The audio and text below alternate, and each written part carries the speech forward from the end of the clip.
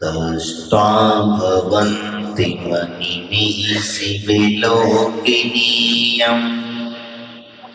नान्यान्त्रितोषि प्रयाति जनस्य चक्षु पीत्वा पयासशिखरा तुतितोक्तिसिन्धो झारं जलं जलनिधिर्सितं कैचे।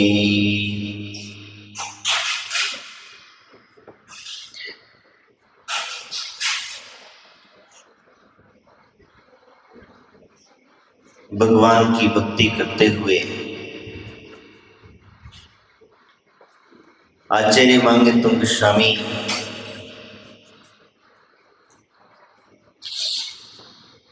प्रभु के दर्शन करने के भाव प्रकट करते हैं।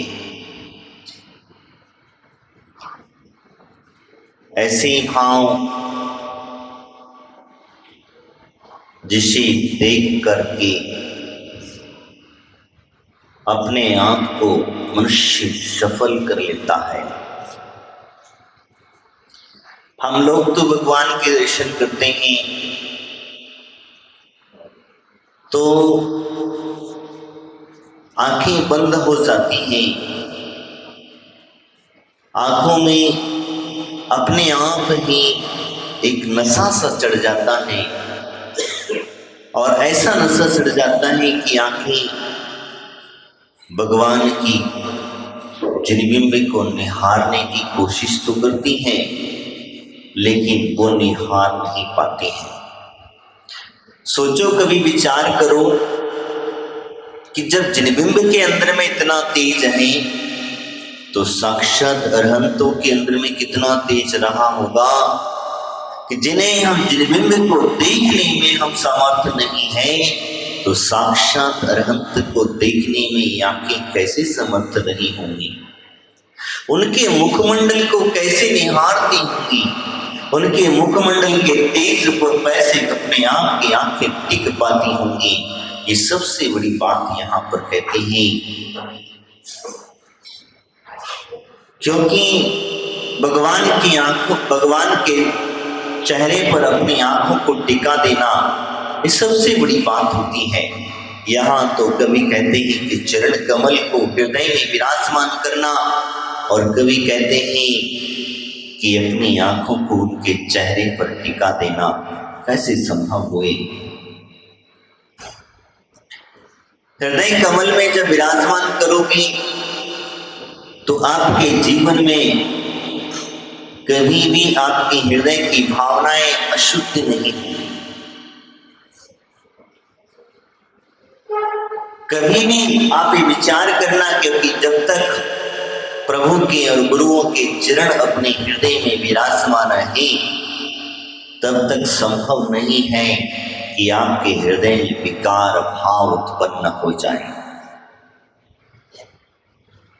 क्योंकि उनकी ऊर्जा ही इतनी होती है, उनके भाव भगवान के जो ऊर्जा के भाव, भगवान के जो हमने चरण अपने हृदय में विराजमान किए हैं, अपने गुरुओं के चरण हमने विराजमान किए हैं, तो जब समझ में आता है कि हाँ हमारे हृदय में कैसे भाव परिवर्तित हो जाए, कैसे अशुद्ध आ जाए, कैसे अशुभ भाव आ जाए, कैसे चोरी चकारी आदि के भाव आए, कैसे हमें झूठ बोलने के भाव आए, कैसे हमारे यहाँ परिग्रह इकट्ठा करने के भाव आए।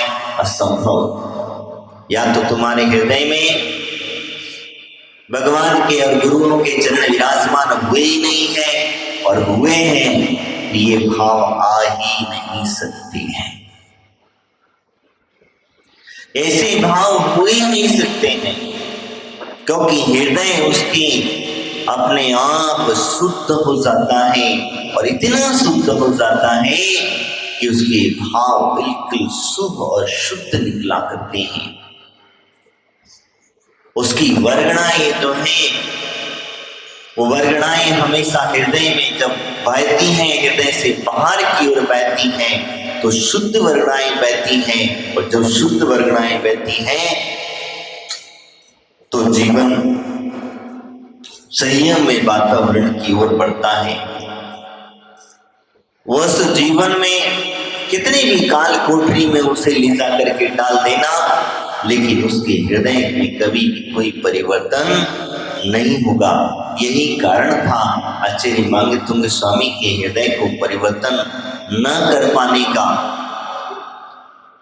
राजा भोज ने काफी कोशिश करी, काफी प्रयत्न किया कि हम इसके हृदय को परिवर्तन कर लें। साम दाम दंड भेद हर प्रकार से कोशिश किया। जब बच्चा प्यार से नहीं मानता तो थोड़ा सा डांट भी दिखाना पड़ती है, और जब डांट से नहीं मानता तो थोड़ी सी डंडा भी दिखाना पड़ता है। ये सारी व्यवस्थाएं हैं, लेकिन फिर भी आचार्य मांगेतुंग स्वामी के हृदय को परिवर्तित नहीं कर पाया। यही कारण है क्योंकि जिनके हृदय में तीर्थंकरों की जीर्ण विराजमान हो, उसका हृदय कैसे परिवर्तित हो जाएगा, कैसे भाव परिवर्तित हो जाएंगे, कैसे उनके हृदय से जो उद्गार है वो परिवर्तित कर जाएंगे। इसी कारण से यहाँ कहते हैं कि भगवान के चेहरे को निहारने की बात आ रही है, क्योंकि भगवान के चेहरे को एक टक लगा करके दर्शन करना चाहिए। एक टकटकी लगा करके बिना टिमटमाहट की आंखें बिल्कुल खुली की खुली, और जब भगवान के चेहरे को निहारेंगे तब लगेगा कि अरे मैं क्या देख रहा हूं। तब तुम्हें लगेगा, तुम्हारी आंखें सार्थक हो गई, तब आपको लगेगा कि हाँ मैंने आज दर्शन किसी के किए। तुम्हारे समक्ष कहीं कोई साक्षात अनंत परमात्मा प्रकट हो जाए तो क्या देखोगे तुम? हाँ, क्या देखोगे, चेहरा या चरण? क्योंकि चेहरा तो उनका हम देख ही नहीं पाएंगे। यहां कहते हैं कि आंखों की आंखों में डाल करके दर्शन करो। अब तो और गड़बड़ा नहीं है। आंखों को आंखों में डाल करके दर्शन करना तो पक्का गड़बड़ कुछ होने वाला है। क्योंकि हम जब किसी की आंखों में आंखें डाल लेते हैं तो हमारे हृदय के अंदर में कुछ भाव बदल जाते हैं। हमारे जो भाव हैं वो परिवर्तित हो जाते हैं। यही कारण है। अरे हम तो यहाँ तक कहते हैं कि अगर क्रूर प्राणी है, क्रूर हिंसक प्राणी है, तुम्हें अगर उसकी भी बदलना है तो आपको सिर्फ उसकी आंखों में आंखें डाल करके बस अड़े रहना चाहिए। अड़ करके तो देखो, जैसे एक पुरुष एक स्त्री के आंखों में आंखें डाल करके उसके भाव प्रकट करता है, एक स्त्री अपने पुरुष के आंखों में आंखें डाल करके वो भाव प्रकट करती, वो तो विकार भाव है, वो तो विकार भाव है, वासना के भाव उत्पन्न होंगे। लेकिन भगवान की आंखों में आंखें डाल करके तुम जब उनकी आंखों में आंखें डालोगे तब तुम्हें समझ में आएगा कि हाँ मैं किसी के दर्शन कर रहा हूं। तो आंखों में आंखें डालने से होगा क्या, मैं आपको जो बताने जा रहा हूं समझना बात को। क्योंकि आपकी आंखों को धन्य करना है, अपनी आंखों को वास्तविकता में कुछ दर्शन करने के भाव होंगे तो वह आंखों में आंखें डालने से आपको अपने स्वयं के दर्शन हो जाएंगे। किसके? भगवान की नहीं, वो तुम्हारे स्वयं की दर्शन करा देंगे। क्योंकि भगवान अपने तो है, क्योंकि उन्होंने तो अपने दर्शन कर ही लिए, और जब तुमने भी अपने दर्शन तुम्हें भी करा दिया जाएगा।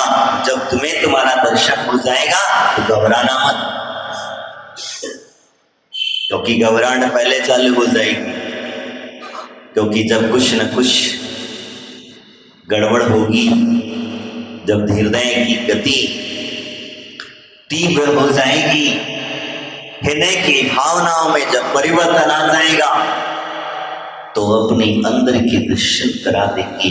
ऐसे जिनेंद्र भगवान की दृष्टि हम यहाँ पर कहते हैं कि वो दर्शन करने मात्र से मनुष्य की नेत्र सफल हो जाते हैं। अब तुम बताओ, तुम जब दर्शन करते हो तो कभी भगवान की आंखों में आंखें डाल के दर्शन किए? कितने मिनट टिका पाओगे? चलो, आंखों में आंखें डाल के जब डाल बात आती है तो कितने मिनट? 2 मिनट, 3 मिनट, 4 मिनट, और यस 5 मिनट, इससे ऊपर।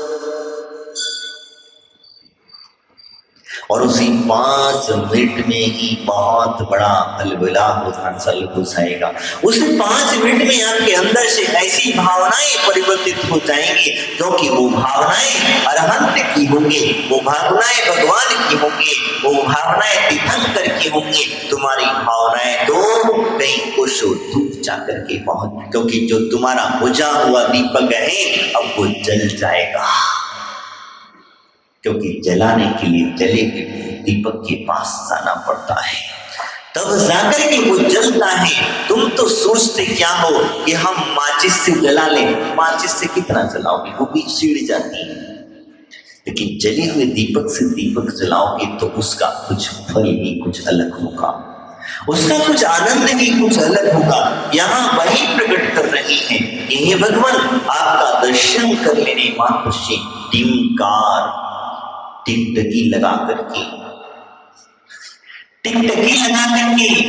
आपका दर्शन कर लेने पर भी मनुष्य के नेत्र अन्य किसी को देखने के, उसकी देखने के भाव नहीं होते हैं।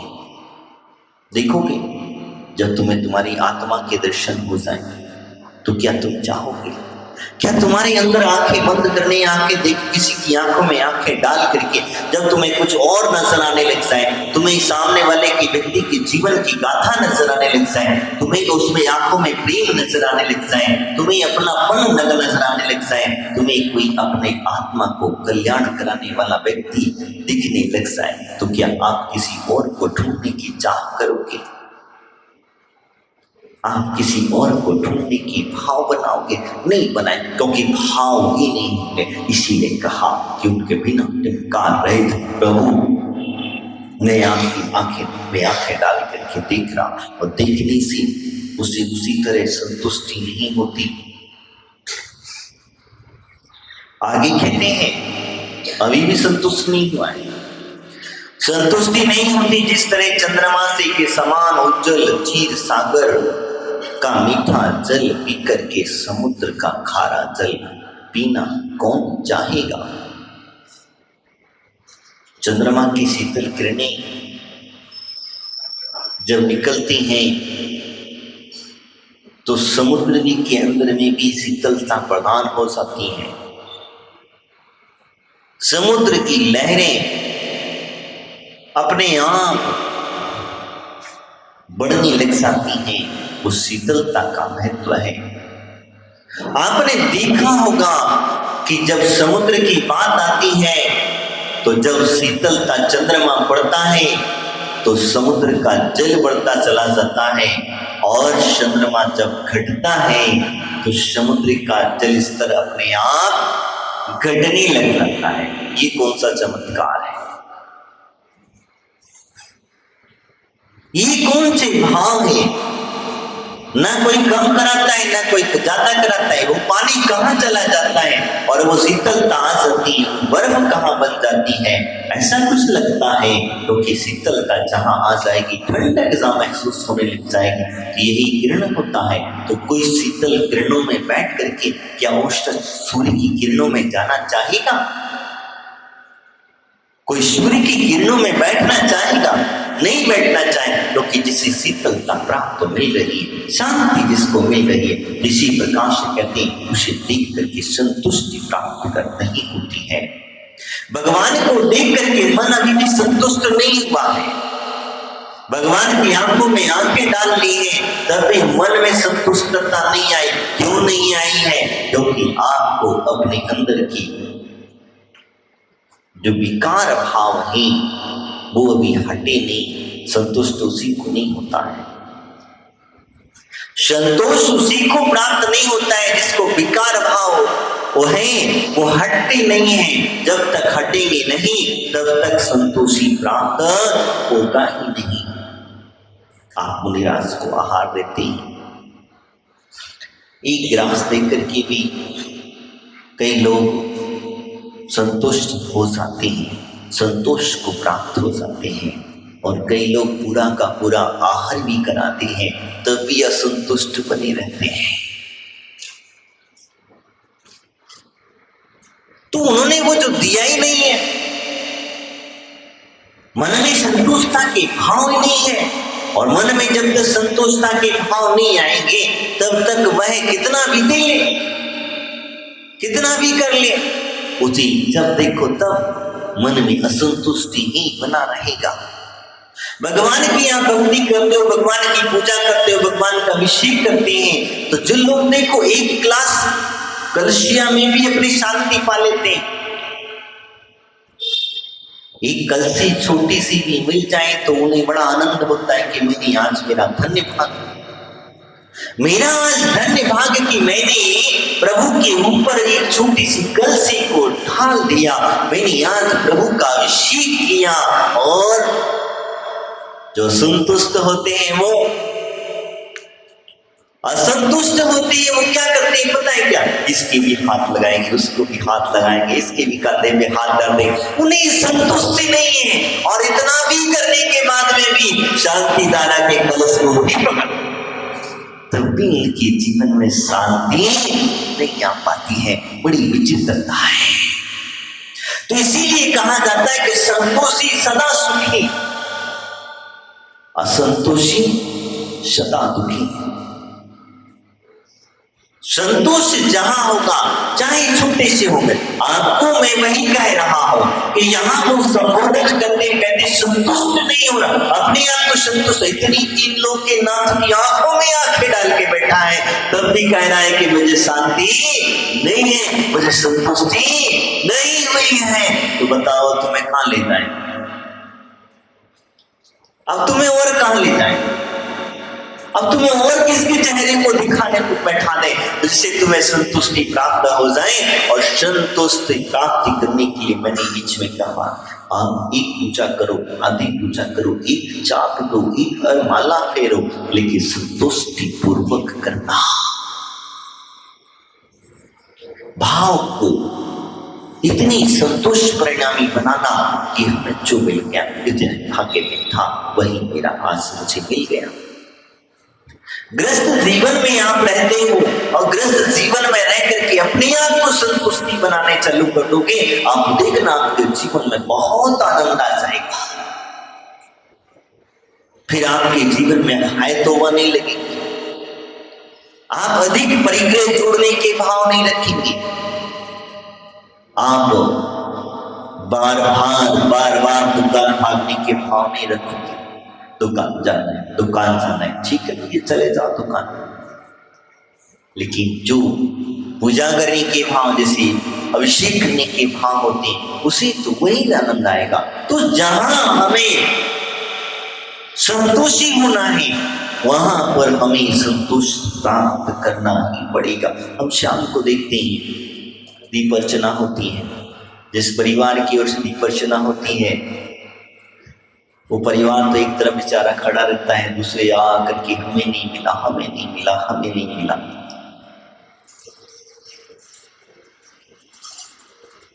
तो हमें संतुष्टि नहीं है, और समय पर किसी को आना नहीं है,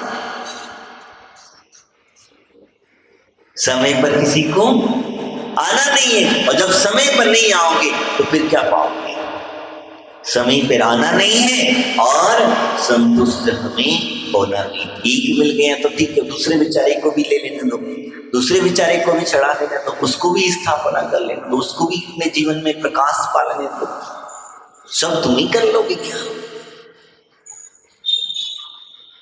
और कभी कभी तो हमने यहाँ तक देखा है कि जिनकी विधान होता है तो वो तो बेचारे जिंदगी में एक एक अर्घ चढ़ा पाते हैं, दूसरे तो पूरे अर्घ विधान ही कर डालते हैं। तो ये असंतुष्ट प्राणी हुआ करते हैं, उनके जीवन में ऐसी भावनाएं प्रकट होती हैं। मेरा कहने का तात्पर्य वही है कि आप अपने जीवन में उस संतोष को प्राप्त करने के लिए कहें, संतुष्टि चाहिए तो हमें एक थोड़ा सा भी मिल जाए तो हमें संतोष हो जाना चाहिए। असंतुष्ट की भावना रखोगे तो और आप दुख ही पाओगे, सुख नहीं मिलेगा। अगर मान के चलो भोजन करते हैं आप और भोजन करते समय कोई स्वादिष्ट वस्तु मिल गई आपको, तो क्या करोगे? कितनी खाओगे? कितनी खाओगे? जो लिमिट है उस लिमिट के अंदर में खाओगे तो शरीर में काम करेगी, और लिमिट से बाहर खाओगे तो लिमिट से बाहर खाओगे तो नुकसान करेगी। लेकिन फिर भी हमें पता है कि हम इसे लिमिट से बाहर खा रहे हैं, तब भी हम छोड़ते क्या? छोड़ते क्या? नहीं छोड़ते। क्यों नहीं छोड़ते हैं? फिर डॉक्टर कहता है भैया अब बंद कर दो, वो पूरी छुड़ा देता है। फिर वो क्यों छुड़ा देता है? इसीलिए कहा संतोषी सदा सुखी, संतोष रखना चाहिए। ग्रस्त जीवन में हो तब भी संतोषी रहना, और जब भगवान की भक्ति करने का मार्ग मिले, मंदिर आते हो, मंदिर में भी भगवान की भक्ति करते हो, तो भगवान का अभिषेक पूजन आदि करते हो, दर्शन आदि करते हो, तब भी संतोषी बनकर के दर्शन करना, संतोषी बनकर के भगवान की भक्ति करना, असंतोषी मत करके मत करना। हमने जो किया इतना किया, सार्थक। यहाँ कहते हैं कि वह भगवान आपके दर्शन नेत्र मेरे अभी भी देख करके संतुष्ट नहीं हुए हैं, अभी आपको निहार रहा है। बड़ा अच्छा है। अभी भी भक्त भगवान मांगतूंगा, स्वामी कह रहे हैं कि भगवान आपके मुझे देख जरूर लिया हूं मैंने आपको, लेकिन मेरे नेत्र अभी भी संतुष्ट नहीं हो, और निहारने के भाव तो निहार लो। कौन मना कर रहा है? बस नजर मत लगाना, क्योंकि किसी चीज को ज्यादा अगर देखोगे तो नजर लग सकती है, लेकिन उन्हें तीन लोग के नाते उन्हें नजर वजर तुम्हारी दृष्टि तो उससे कुछ फर्क पड़ता नहीं है, उन्हें उनके ऊपर कोई असर नहीं पड़ता है तुम्हारा। तुम ला के कोशिश कर लेना, तब भी उनकी जो जैसा तेज है वैसा ही रहेगा, उनके भाव निर्मलता है। तो वही संतुष्टता को करते कहते आगे उन्होंने कहा कि चंद्रमा के समान उच्च क्षीर सागर के मीठा जल कौन पीना चाहेगा?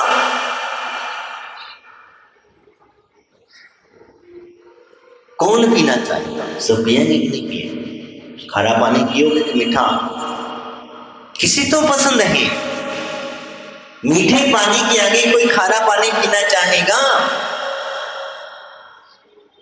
तो ये भगवान की भक्ति मीठा जल है।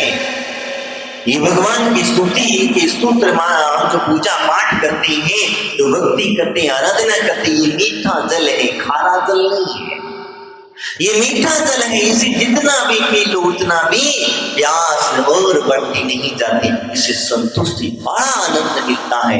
यही वास्तविकता कहते हैं। वही कहते हैं खारा पानी कौन पीना चाहेगा? अर्थात कोई नहीं पीना चाहेगा। भगवान ये मांग तुम तो स्वामी वही कह रहे हैं कि भगवान मैं आपकी भक्ति करने के लिए तत्पर हुआ हूँ, और जिस प्रकार से मैं आपके चेहरे को निहारता हूँ, मैं आपकी आंखों में आंखें डाल करके जो भक्ति कर रहा हूं, जो भी कुछ मेरे भक्ति हिलोरे हो रही है, वो निहारने के समय आपकी जो स्तुति कर रहा हूं, वह स्तुति से मेरा मन अभी भी भरा नहीं है।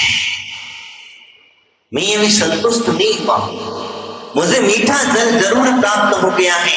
मैं मीठा जल पी लेने के बाद में अब मुझे खारा जल पीने के भाव नहीं होते हैं। इसी प्रकार से जल की व्यवस्था करें। मुझे बताओ मीठा जल है कहाँ? कौन सा समुद्र है जो मीठे जल से भरा हुआ है?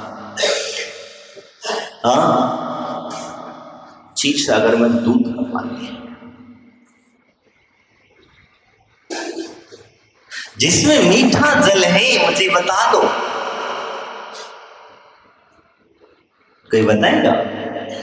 इसको कहते हैं इच्छुक रस, इच्छुक समुद्र इसको कहा जाता है। हमारे यहाँ जो पंचामृत अभिषेक हम जो करते हैं, इन अभिषेक करने का उद्देश्य यही है। इच्छुक रस का समुद्र है। इसके अलावा गर्दन, दूध, दही और सर्वौषधि कितने हो गए? कितने हो गए?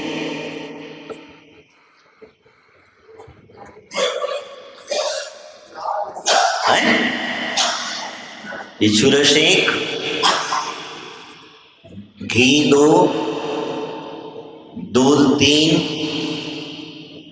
चौथा दही और 5वां सर्वौषधि। ये 5 अमृत हैं।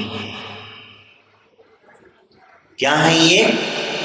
ये अमृत है 5, इसीलिए पंचामृत कहा जाता है। समझ में आ गया? और ये हमारे हाथ के निकाले हुए नहीं, इस समुद्रों से आता है जल, और वो जल इस रूप में परिवर्तित रहता है। इसीलिए हम लोग पंचामृत अभिषेक करते हैं। और वहां का जल जो है वो अमृत के समान है। ऐसा अमृत के समान जल है। इस जल की ये विशेषता है। इसलिए मैं आपसे जो चर्चा कर रहा था कि भगवान की जो भक्ति है, वो भक्ति हमें ये जीवन में उज्ज्वलता को प्राप्त करे, हमारे जीवन में वह उस आनंद को प्राप्त करें। उस आनंद के लिए हम जो भक्ति कर रहे थे, हमारा जीवन भगवान की भक्ति करते करते संतुष्ट ना हो, भगवान के निहारते निहारते मेरा जीवन संतुष्ट ना हो, मैं तो बस नेक तक लगा करके जितना समय हो सके उतना मैं देखता रहूं, ये अपने भाव प्रकट करते हुए उन्होंने यहाँ पर कहा। आचार्य मंगल स्वामी एक जल के माध्यम से उन्होंने उपमा देते हुए कहा कि वो जल समुद्र जो का जो जल है, खारा समुद्र का जल है, वो व्यक्ति कोई पीना नहीं चाहेगा, लेकिन मीठे समुद्र के जल को पी लेने के बाद ही वह, जब तक तो मीठा जल पिया नहीं है तब तक तो वो खारा ही पी रहा है। जिस दिन उसने मीठा पी लिया उस दिन खारा समुद्र का पानी पीना भूल जाएगा। यही भावना है। आइए आगे की चर्चा आगे करेंगे। बोले महावीर भगवान की, आचार्य मंगल सागर जी महाराज की, द्वादशांग सिंधवाणी माता की।